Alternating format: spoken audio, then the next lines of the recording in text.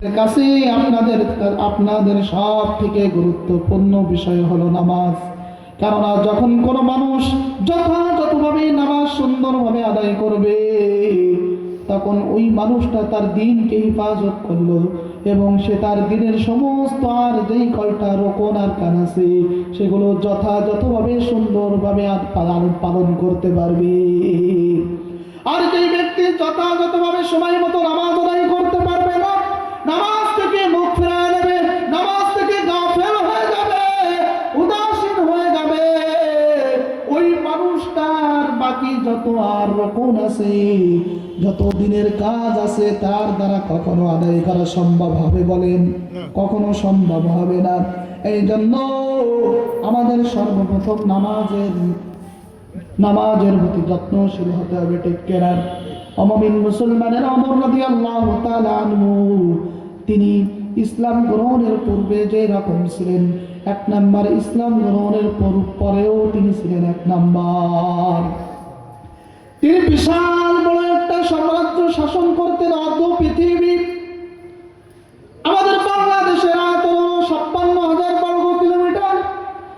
আর ওমর রাদিয়াল্লাহু তাআলা আনহু তিনি শাসন করতেন মুসলিম সাম্রাজ্যের এরিয়া ছিল পশ্চিমে বর্তমান লিবিয়া থেকে পূর্বে সিন্ধু নদ পর্যন্ত, আর উত্তরে আমো দরিয়া থেকে দক্ষিণে আমিন পর্যন্ত। এই বিশাল মুসলিম সাম্রাজ্যের আয়তন ছিল ৬০ লক্ষ বর্গ কিলোমিটারও বেশি। আল্লাহু আকবার। এখন প্রশ্ন করতে পারেন, হুজুর এই বিশাল সাম্রাজ্য ওমর রাদিয়াল্লাহু তাআলা আনহু কোন নীতিমালার আলোকে শাসন করতেন? ওমর রাদিয়াল্লাহু তাআলা আনহুর কোনো ব্যক্তিগত প্রাসাদ ছিল না, রাজপ্রাসাদ ছিল না, কোনো সিংহাসন ছিল না। তিনি ধুলের তখ্তে বসে, খেজুর পাতার প্রাসাদে বসে পুরা অর্ধ পৃথিবী শাসন করতেন। ঠিক কিনা? তিনি কোনো রাজনীতিবিদ ছিলেন না, কোনো বৈজ্ঞানিক ছিলেন না, কোনো ডিগ্রিধারী কোনো মানুষ তিনি ছিলেন না। কিন্তু ওমরের ছিল একমাত্র ঈমানের পাওয়ার, যে ঈমানের পাওয়ার দিয়ে অর্ধ পৃথিবী শাসন করেছেন আল্লাহ। ওমর রাদিয়াল্লাহু তাআলা আনহু তিনি বলেন, তিনি প্রায় এই কথাটা বলতেন যে আমি যখন ছোট বালক ছিলাম তখন আমার বাবা এরকম কঠোর মেজাজের মানুষ ছিল যে আমাকে নিয়ে তিনি উট বকরি ভেড়াগুলো চড়াইতে পাঠাইতেন। আমি চারণ ভূমিতে যাওয়ার পর উট ভেড়া বকরিগুলো নিজ নিজ দায়িত্বে তারা খাবার খেত, ঘাস খেত, আর আমি এক জায়গায় বসে থাকতাম। তো কোন জায়গায় বসে থাকবো? ওমর রাদিয়াল্লাহু তাআলা আনহু তিনি বলেন, আমি এত বড় সমাসীন, এত বড় সিংহাসন আল্লাহ তাআলা আমাকে দিয়েছেন, কিন্তু আমি এত নির্বোধ ছিলাম, এত হামলা ছিলাম যে উটের কোন জায়গাটায় বসলে উট লোদা চানা কাদাগুলো, উটের পায়খানা বিষ্ঠাগুলো আমার মাথার উপরে পড়বে না, এটাও আমি বুঝতাম না। আমি সন্ধ্যাবেলায় যখন বাড়িতে ফিরে আসতাম তখন আমার বাবা আমাকে বলতো, উট ভেড়াগুলো বকরিগুলো গণনা করার পর আমাকে বলতো, ওমর 2টা বকরি নাই কেন, 5টা বকরি নাই কেন? তখন আমি বলতাম আমি ওই সব কিছু জানি না। তখন আব্বা জান আমাকে একটা থাপ্পড় দিয়ে বলতো, ঠিক আছে, তুমি তো শুধু বড়ই হয়েছো, তোমার কোনো বুদ্ধি শান্তি নাই। ওমর রাদিয়াল্লাহু তাআলা আনহু বলতেছেন, এরপরে আমার বাবা আমাকে বলতো, তোমার মাথায় উটের লেদা চুনা কেন? তখন আমি ওমর বলতাম, আব্বা জান প্রচন্ড গরম, রোদের তাপ সহ্য করতে না পারে উটের পেছনে গিয়ে আমি দাঁড়িয়ে থাকতাম, তারপরে কি হয়েছে না হয়েছে এটা আমি বলতে পারি না। ওমর রাদিয়াল্লাহু তাআলা আনহু বলতেছেন, দেখুন সাহাবায়ে কেরামদেরকে বলতেছেন, এই সেই চারণভূমি, এই চারণভূমিতে আমি ওমর উট বকরি ভেড়াগুলো চড়াইতাম, কিন্তু আল্লাহ রাব্বুল আলামিন আমাকে যে ঈমান দান করেছেন, এই ঈমানের বদৌলতে আজকে আমি পুরো অর্ধ পৃথিবী শাসন করতেছি। সুবহানাল্লাহ। ওমর রাদিয়াল্লাহু তাআলা আনহুর যুগে শাম বিজয়ের সুসংবাদ সম্মিলিত একটা চিঠি নিয়ে আসলেন রাষ্ট্রদূত হযরত ওমর রাদিয়াল্লাহু তাআলা আনহু আবু মুসা আশআরী, যাও যাও তোমার রাষ্ট্রদূতকে ডেকে নিয়ে আসো, মসজিদের ভিতর থেকে চিঠিটা পড়ে সমস্ত মুমিন মুসলমানদেরকে জানায় দাও চিঠিতে কি লেখা হয়েছে, শামের বিজয়। ওমর রাদিয়াল্লাহু তাআলা আনহু কথা বলার পর আবু মুসা আশআরী রাদিয়াল্লাহু তাআলা আনহু বললেন, আমিরুল মুমিনিন, সে মসজিদে প্রবেশ করতে পারবে না। ওমর রাদিয়াল্লাহু তাআলা আনহু তখন প্রশ্ন করে বললেন, কেন, সে কি নাপাক? আজকে আমাদের যুব সমাজ, বুড়ো বাবাজিদেরকে, ইয়ং জেনারেশনদেরকে যদি আমরা বলি চলো ভাই নামাজ পড়তে যাই, তখন উত্তর দেয় কি জানেন? কয় আমার কাপড় নাপাক। এখন বলেন তো কোনো মুমিন মুত্তাকি কাপড় নাপাক থাকতে পারে? মুমিনের কাপড় চোপড় শরীর দেহ সদা সর্বদা পবিত্র থাকবে, ঠিক কিনা?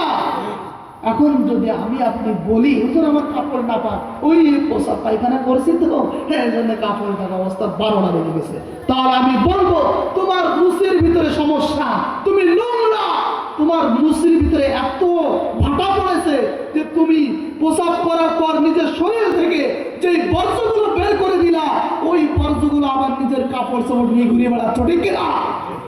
মুমিনদের কথা কোনোদিন এমন হতে পারে না যে হুজুর আমার কাপড় চোপড় নাপাক, আমি মসজিদে যাইতে পারতেছি। এটা কোনো মুমিনের বক্তব্য নয়। মুমিনের সিফাত হবে যে যখনই মুমিনের কানে মসজিদ থেকে ভেসে আসবে আল্লাহু আকবার আল্লাহু আকবার, তখনই মুমিন আযানের ধ্বনি শোনা মাত্র সমস্ত কাজ ফেলে রেখে মসজিদে চলে যাবে, ঠিক কিনা? কিন্তু আজকে আমাদের অবস্থা উল্টা।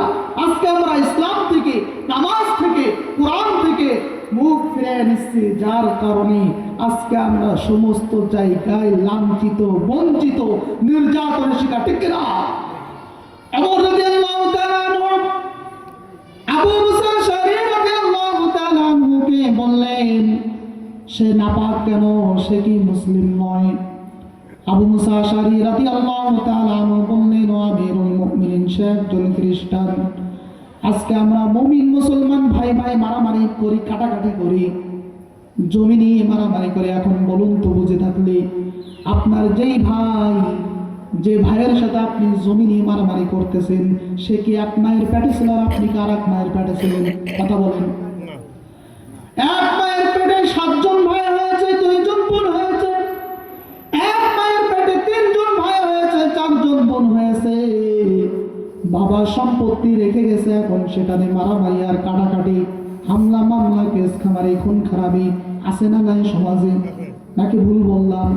এখন আপনাদের কাছে আমার প্রশ্ন, আপনি যেই জমিনটা নিয়ে মারামারি কাটাকাটি করতেছেন, ওই জমিনটা কার? আপনার বাবা। ওই জমিনটা কার? আল্লাহ তাআলার তো জমিনই, কিন্তু আপনি যে মেরাজটা নিয়ে মারামারি করতেছেন ওটা কার? আপনার বাবা। তাহলে আপনার ছোট ভাই বা আপনার বড় ভাই বা আপনার বোন, তাকে যদি 1 বিঘেতে 1 হাত জমিন ছেড়ে দেন, তাহলে কি আপনার মান সম্মান ধুলোয় মিশে যাবে নাকি? আপনি কার জন্য ছেড়ে দিচ্ছেন? আপনার বাবার জন্যই তো ছেড়ে দিচ্ছেন। তাহলে তো ভুল করছে আপনার বাবা আপনার আচরণ থেকে, তাই না? আপনি সরাসরি হিট করতে পারেন না বাবাকে, তুমি এত বড় স্পর্ধা তোমার, তুমি আমি থাকতে আবার আর একটা তুমি জন্ম দিয়েছো, এবার কেমন কথা? আমি ভুল বলেছি বাবারা? কথা শুনতে হয়তো খারাপ লাগতেছে, কিন্তু সমাজের ভিতরে এই যে একটা মারামারি কাটাকাটি, আরে বাবা না, তুমি মারামারি কার সাথে করতেছো? সেটা তোমার বাবারই একটা অংশ, রক্ত। তোমার বাবার মাথার ঘাম পায়ে ফেলে যেমন তোমাকে বড় করে তুলেছে, ঠিক তদ্রূপ তোমার আরেক ভাই, আরেক বোনকেও সে মাথার ঘাম পায়ে ফেলে বড় করে তুলেছে, ঠিক কিনা? তাহলে মারামারি কাটাকাটি অযথা করার কোন যুক্তি আছে? বন্ধুত্ব করি কার সাথে? আপন ভাইয়ের সাথে দেয়, আপন ভাইয়ের সাথে রিসারিসি, বোনের সাথে রিসারিসি। বন্ধুত্ব করতেছি কার সাথে? ইহুদি খ্রিস্টানদের সাথে, মুসলিমদের সাথে বাপ। ইহুদি খ্রিস্টানদের সাথে বন্ধুত্ব করার কারণে, ইহুদি খ্রিস্টানদের সাথে বন্ধুত্ব করার কারণে পরিণতি কেমন হবে? আল্লাহ রাব্বুল আলামিন বলতেছেন, ইয়া আইয়ুহাল্লাযীনা আমানু লা তাত্তাখিযু আদুওয়ি ওয়া আদুওয়াকুম أولياء تلقون إليهم بالمودة আল্লাহ তাআলা বলতেছেন আমার শত্রু এবং তোমাদের শত্রুদের সাথে বন্ধুত্ব করো না। যদি আমরা ইহুদি খ্রিস্টান কাফের মুশরিক বেঈমানদের সাথে বন্ধুত্ব করি তাহলে পরিণাম কেমন হবে? আল্লাহ তাআলা বলতেছেন ইয়াসকাফুকুম ইয়াকুনু লাকুম আদা ওয়া ইয়াবসুতু ইলাইকুম আইদিয়াহুম ওয়া আলসিনাতাহুম বিসসুই ওয়া ওয়াদ্দু লাউ তাকফুরুন। আল্লাহ তাআলা বলতেছেন তোমরা যাদেরকে বন্ধু ভেবে যাদের সাথে তোমরা বন্ধুত্বের হাত বাড়িয়ে দিচ্ছ লেনদেন করতেছ তারা যদি পাবে পায় তোমাদেরকে সাইজ করে শুনবে, ঠিক কিনা? ভারত আমাদেরকে সাইজ করতেছে না, আগে করেছিল না? ভারতের মুসলমানদের অবস্থা খুবই করুণ। নয়াদিল্লির নিউজ আপনারা দেখেন, নয়াদিল্লির খবরাখবর দেখেন, সেখানে মুসলমানদেরকে নির্বিশেষে হত্যা করা হচ্ছে, মুসলমানদের মা বোনদের ইজ্জত নিয়ে শ্রীবিরি খেলা হচ্ছে, ঠিক কিনা? অমুমিন মুসলমানেরা আল্লাহ তাআলা বলতেছেন যে তারা তোমাদের যখন তোমরা বন্ধু ভাবে তাদের কাছে হাত বাড়িয়ে দিবা তখন তারা তোমাদেরকে সুযোগ পেয়ে তোমাদেরকে হাত দ্বারা, তোমাদেরকে অস্ত্র দ্বারা, তোমাদেরকে মুখ দ্বারা জুলুম নির্যাতন করবে, ঠিক কিনা? আল্লাহ তাআলা 1450 বছর আগে নবীজির জবান দিয়ে শোনায় দিয়েছেন, আর তার প্রতিফলন আমরা দেখতেছি 1450 বছর পরে। এই জন্য আমাদের নিজেদের ঈমান ঠিক রাখার জন্য, নিজেদের নৈতিক চরিত্র ঠিক রাখার জন্য ইসলামের দিকে আসতে হবে কি হবে না? আল্লাহ তাআলা আমাদের সকলকে 5 ওয়াক্ত নামাজি হিসেবে, খাঁটি মুমিন বান্দা হিসেবে কবুল করেন। সকলে বলে আমিন। ওয়া আখির দাওয়ানা আলহামদুলিল্লাহি রাব্বিল